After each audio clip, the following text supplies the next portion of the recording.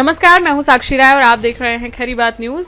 खरी बात न्यूज में आज हमारे साथ जो शख्सियत मौजूद है उनके बारे में मैं आपको पहले बता दूं। प्रबल दावेदार रह चुके हैं विधानसभा चुनाव में मऊरानीपुर विधानसभा से, और फिलहाल में भी बहुत ही मजबूत तरीके से दावेदारी कर रहे हैं। डॉक्टर रघुवीर चौधरी जी हमारे साथ मौजूद हैं। शंकर हॉस्पिटल में जो हैं ये डॉक्टर भी हैं और फिजियोथेरेपिस्ट हैं, है ना। तो रघुवीर चौधरी जी से आज बात करेंगे, इनसे जानेंगे कि जो अभी जो नगर निगम के चुनाव आ गए हैं उसके लिए महापौर पद के लिए प्रबल दावेदार माने जा रहे हैं, दावेदारी कर रहे हैं। आप क्या सोच रहे हैं? सबसे पहले तो बहुत बहुत स्वागत है आपका खरी बात न्यूज़ में। बहुत बहुत धन्यवाद मेरा इंटरव्यू लेने के लिए जी। तो मैं समाजवादी पार्टी से झांसी से मेयर पद के लिए मैं टिकट मांग रहा हूँ जी। और मैंने आवेदन दिया है। जी। कितना मतलब क्या सोचकर आपने इस मैदान में कूदना सोचा है कि मतलब पहले आपने जो है विधानसभा के लिए भी दावेदारी करी थी, वहां वो मऊरानीपुर क्षेत्र से करी थी, अब फिलहाल में आप झांसी की जनता के बीच में चुनाव लड़ने के लिए आ रहे हैं, तो क्या सोचा आपने? मैंने ये सोचा है कि क्योंकि मैं तो समाजवादी हूँ और पूरा जिला हमारा है और हम मऊरानीपुर विधानसभा में बहुत काम किए, झांसी विधानसभा में बहुत काम किए हैं जी। और अब बारी आई है यहाँ पे मेयर की, तो हमारी पार्टी भी और हमारी पार्टी के जो नेता हैं वो चाहते कि यहाँ से अच्छा प्रत्याशी आए जी।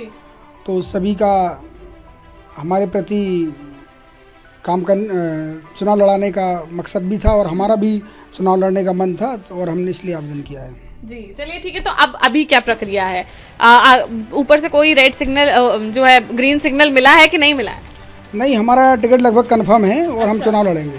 चुनाव लड़ेंगे, मन बना चुके हैं? मन बना चुके हैं। चलिए फिर अब क्या सोच रहे हैं? चलिए मान लेते हैं कि आपने चुनाव लड़ा और आपको अपार समर्थन मिला और आप जीत गए, तो क्या सबसे पहले आप काम करने का सोचे हैं कि झांसी नगर निगम में ऐसे क्या काम है जो इतने वर्ष में नहीं हुए हैं और आप चाहते हैं कि उनको धरातल पर उतारा जाए?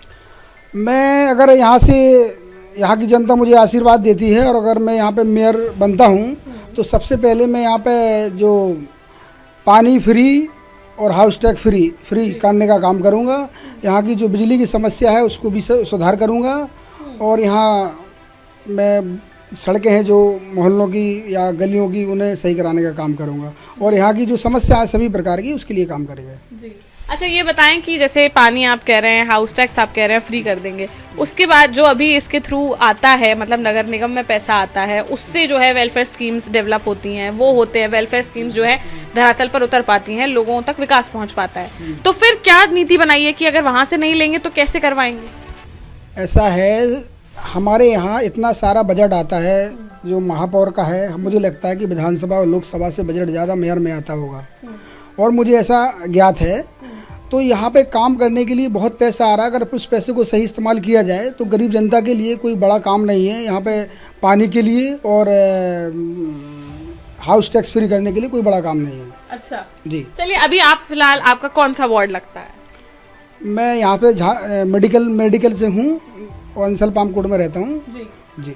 कौन सा वार्ड नंबर, मतलब आसपास कोई लगता है आपका? क्या है वार्ड? मतलब मेडिकल पछोर वार्ड लग रहा है, पछोर का। अच्छा, तो यहाँ पर आपको क्या लगता है कैसा काम हुआ है पिछले 5 साल?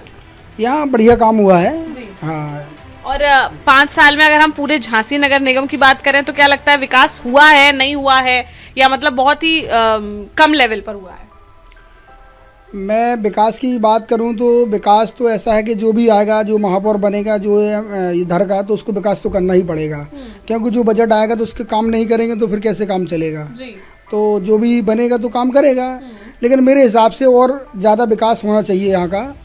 आपने यहाँ की जो महापौर रहे हैं, यहाँ पे उन्होंने जो सड़कें बनवाई हैं या पार्क बनवाए हैं और जो भी काम किया है वो ठीक है, लेकिन मैं उनकी कमियों पे ना जाके मैं काम करूँगा और आगे झांसी को कैसे ले जाया जाए। अगर मैं यहाँ से मेयर प्रत्याशी बन के मेयर बनता हूँ तो झांसी पे नई ऊंचाइयों पे ले जाने का काम करेंगे।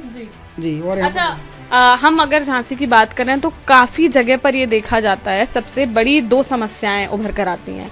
एक तो ये समस्या आती है कि जगह जगह कूड़ा कचरा है, हर जगह ढेर लगे हुए हैं, लोगों के घरों के सामने कूड़ा पड़ा रहता है, एक वो समस्या है, और एक गंदे पानी की समस्या है कि लोग इतना परेशान होते हैं कि उनके नलों से, पीने के पानी वाले नलों से इतना गंदा पानी आता है। हमने तो जब वार्ड में जाकर भी हमने लोगों से बात करी थी तो उनकी समस्या यही थी कि पानी साफ नहीं आता है, शिकायत करते हैं तब भी कुछ नहीं होता है।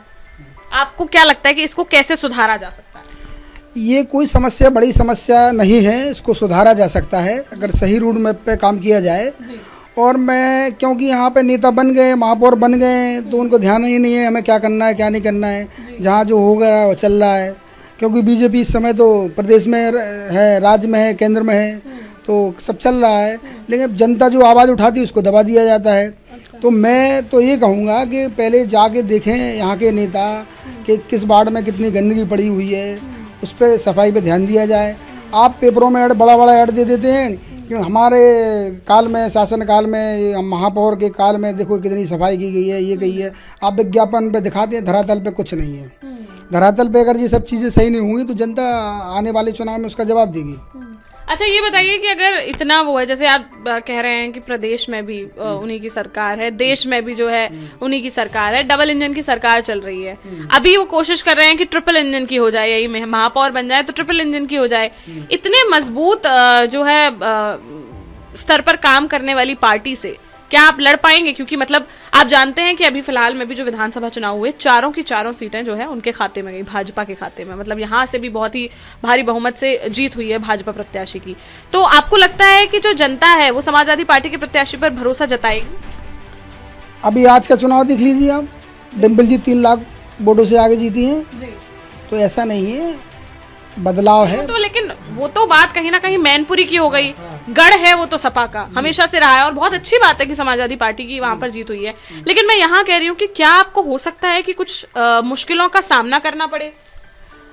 देखो, हम चुनाव लड़ने जा रहे हैं, सरकार भाजपा की है, मुश्किलों का सामना होगा तो किया जाएगा। हम समाजवादी हैं, डरने वाले नहीं है। डरने वाले नहीं डरने वाले नहीं। मन बना लिया है मतलब कि आर या पार? आर या पार लड़ाई लड़ेंगे, ये विचारधारा की लड़ाई है और विचारधारा की लड़ाई में आगे जाएंगे। और अगर वो किसी भी प्रकार का हमारे लिए कुछ करते तो वो देखा जाएगा। बाकी जीतना हारना तो हर चुनाव का पार्ट होता है। देखो, जीत हार तो लगी रहती है और इस पे नहीं जाना चाहिए, और हम पूरी ताकत से चुनाव लड़ेंगे। हो सकता है ये सीट हमारी समाजवादी पार्टी खाते में जाए, कोई बड़ी बात नहीं। जी बिल्कुल बिल्कुल। चलिए, तो झांसी वासियों से क्या अपील करना चाहते हैं चैनल के माध्यम से? मैं झांसी वासियों से अपील करना चाहता हूँ कि सभी लोग मुझे अपना आशीर्वाद देने का काम करें और इस बार मुझे चुनकर मेयर बनाने का काम करें। मैं यहाँ की जनता के साथ हमें 24 घंटा खड़ा रहूँगा। किसी भी समस्या में, चाहे वो कैसी भी समस्या हो, चाहे अच्छी हो चाहे बुरी हो, एक बार मुझे कॉल करें। मैं आपके साथ हर प्रकार से, तन से, मन से, धन से आपके साथ हूँ। चलिए ठीक है, आज रघुवीर चौधरी जी हमारे साथ मौजूद थे। अगर आपके कोई सवाल है इनसे तो हमें कमेंट बॉक्स में जरूर बताएं। इसके अलावा आप क्या चाहते हैं कि समाजवादी पार्टी से रघुवीर चौधरी जी का अगर टिकट होता है तो आप महापौर किसको देखना चाहते हैं? आप इनको देखना चाहते हैं, किसी और को देखना चाहते हैं? ये भी हमें जरूर बताएं। आगे आपको क्या लगता है ये हमें कमेंट बॉक्स में कमेंट करके आप बता सकते हैं। इस चुनाव में क्या होने वाला है, कौन झांसी का महापौर बनने वाला है? फिलहाल के लिए इतना ही। ये तो देखने वाली बात होगी कि इस चुनाव में क्या होगा, कौन महापौर की गद्दी पर जो है विराजेगा और कौन राज करेगा। फिलहाल के लिए इतना ही। देखते रहिए खरी बात साक्षी राय के साथ। नमस्कार।